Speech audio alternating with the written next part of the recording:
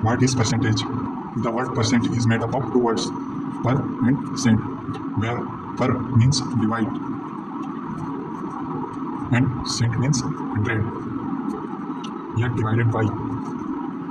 So percentage is basically how much part of something is considered out of 100. Suppose we consider these initial 9 boxes. Then we say that 9 parts are considered out of 100 parts, which is equal to 9%. Similarly, if we consider 10 parts out of 100, we will get 10 out of 100, which is 10%. If the number of boxes is not 100, we can still calculate percentage. For example, if we consider these 5 boxes, then we can say that there are 5, we are considering 5 boxes out of 50 boxes, which is equal to, we are going to multiply by 2 on numerator and denominator. So we will get this, which is equal to 10 by 100, which is equal to 10%. So if we consider 10 boxes out of 100 boxes, we get 10%. And if we consider 5 boxes out of 50 boxes, we still get 10%. So to calculate percentage, we first divide part considered by total part and then multiply a number k on numerator and denominator, where k into total part is equal to 100. So we get k into part considered percent total. Or we can say that k into part considered, this much part is considered out of 100 parts. So we can easily calculate the percentage of the part considered using this formula. If we know the total number of objects and the percentage considered, then we can do the reverse engineering to find out how many objects are considered out of total parts. For example, if the total number of objects is 100 and the percentage is 10%, then we can write 10% as 10 by 100. We can write 100 as total number of objects. Then this 10 will be the number of objects considered or the part considered out of total. Also calculate percentage by dividing the part considered out of total part and then multiplying it by 100 and using the percentage sign. So 100% is 100 by 100, which is equal to 1. So this will be equal to 500 divided by 50%, which is equal to 10 and percent. Here also, instead of multiplying by k, you can multiply by 100%. So 100% is 1, you can multiply by 1, and so in this way you can calculate percentage. So you will get this formula. You can rearrange the equation to get this formula, and 100% is basically 100 by 100. So you can take this the denominator of denominator in the numerator. So you will multiply here by 100, and you can write this 100 upon 100 as 100%. So finally you will get this formula, where part considered is equal to percentage multiplied with total part, which is multiplied with 100%. You can remove 100% from this equation because 100% is basically 100 by 100, which is equal to 1. So I am removing it. So part considered is equal to percentage multiplied with total part. For example, if percentage is given 10% and total part is given 50%, then we can calculate the part considered, which is equal to 10 multiplied with 50, which is equal to 500 and percent. So 500% is 5. Let's take a concrete example. So if you have $50, then 10% of $50 is $5. If you have 50 apples, then 10% of 50 apples will be 5 apples. Now let's talk about growth. Suppose initially you had 4 markers and you add 3 more markers. Then you say that you initially had 4 markers and your number of markers has grown by a factor of 3. So growth of markers will be equal to number of markers in the beginning, which is denoted by P, growth is denoted by capital G, plus number of markers increased. So number of markers in the beginning were 4 and you added 3 more markers, which is denoted by I. So now you have total of 7 markers, which is denoted by G. Let's call this growth G1, and the number of markers in the beginning are labeled P1 and number of markers increased by I1. Now suppose you begin with G1 number of markers, which is equal to 7, and you add 3 more markers in them. So now you have total 10 markers. Let's call it G2 and let's call it P2. and I is same in both cases, so this is equal to I1. Now suppose you begin with 10 markers and add 3 more markers like this. Now you have total 13 markers. Let's call it G3.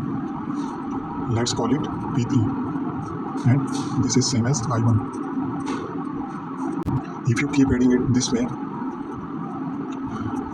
n times, then you will have Gn is equal to n plus I1, but Pn is equal to Pn minus 1 plus I1, and you have this I1 also, so plus I1, and Pn minus 1 is equal to Pn minus 2 plus I1, and you have these 2 I2 plus 2 I1. If you continue doing this, then you will have P1 plus n times I1. So after n number of iterations, you have the final formula of growth. So growth after n iterations is equal to the number of markers in the beginning plus the number of iterations times increased each second. Then at t equal to 0, you have G1 is equal to P1 plus I1. At t is equal to 1 second, you have G2 is equal to P2 plus I1. And at time t is equal to 2 seconds, you have G3 is equal to P3 plus I1. And if you continue this process t minus 1 time, then after t minus 1 time, you will have G t minus 1 is equal to P1 plus t minus 1 into I1. And we can write it as P0. Suppose initially we started with G0 is equal to P0 plus I0. Then it can be written as P0 plus n plus 1 into I1, and n plus 1 will be equal to t after t seconds. Also, you can take any unit you want. You can take hour, HOUR, or you can take minute. This formula will still work. So t will work for any unit of time. You will have this formula where growth of number of markers after t time is equal to number of markers in the beginning plus time multiplied with number of markers increased. Keep in mind that the number of markers increased is at constant rate, means it's same everywhere. Here I1, also here is also I1, and here is also I1. Now suppose you initially had 20 boxes and your number of boxes has increased by a number of 4. Then your total growth will be 20 plus 4. And these 4 boxes can be considered as part of this. These 4 boxes are same as these 4 boxes. So you can treat these 4 boxes as part of this whole number of boxes. So your growth will be total number of boxes in the beginning plus the part which has been considered. So your growth will be total number of boxes in the beginning plus the part which is considered here. And as we have previously seen, that part considered can be written as percentage multiplied with total number of boxes or markers, you can say. So you can write part is equal to percentage multiplied with total number of boxes in the beginning. And now you can take total number of boxes in the beginning common, because both of these terms contains total number of boxes. So this equation can be written as this. If this box is increased twice, then you can write plus 4 here, which is equal to part plus another part. And part plus part is equal to 2 times part, and 2 times part can be written as 2 times percentage into total number of boxes in the beginning. And we can take total number of boxes common, and we will left with 1 plus 2 times percentage. Similarly, if you keep adding the number of boxes n times, then you will have n here, and instead of 2, you will have n here also. Number of boxes is increasing each second, like this increased after 1 second, and after 1 second 4 more boxes increased.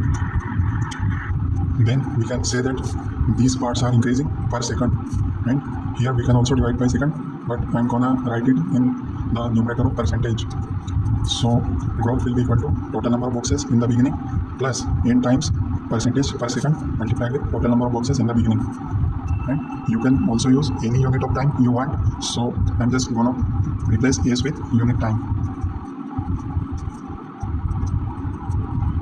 So we can write unit time in place of s, and percentage per unit time is known as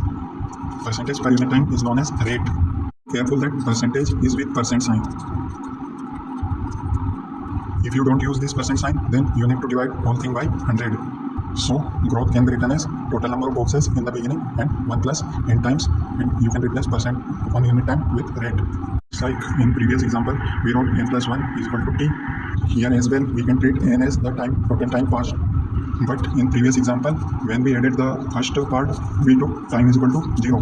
But in this example, when we are adding the first part, we are taking time is equal to 1 unit. So in previous example, we replaced n minus 1 by time, but here we will replace n by time. So here n is the time, which is equal to t. So growth can be written as total number of boxes in the beginning multiplied with 1 plus time passed into rate. We can also do the same for money as we did for the boxes. We can replace box with money. So one box equal to $1. So we can replace growth of boxes by growth of money, and total number of boxes in the beginning with total money in the beginning. Time and rate will be same, but for different objects. Here it will be for boxes and here it will be for money. You need to be also careful that time passed and rate both should have the same unit of time. In the language of money, growth is known as amount and total number of money in the beginning is known as principal. We can write time passed as time and rate as rate. You need to use rate with percent sign. You can open the bracket to get this expression. In the language of money, this expression is known as interest, because this is the expression which tells how many parts are increased in total. And growth is total parts in the beginning and the number of parts increased after t time.